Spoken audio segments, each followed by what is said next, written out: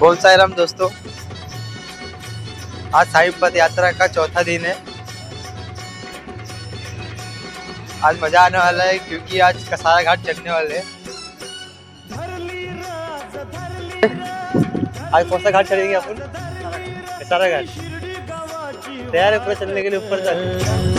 मग राहिला कसारा घाट र माझ्या साईंचा भारी थाट र मग राहिला कसारा घाट र माझ्या साईंचा भारी थाट र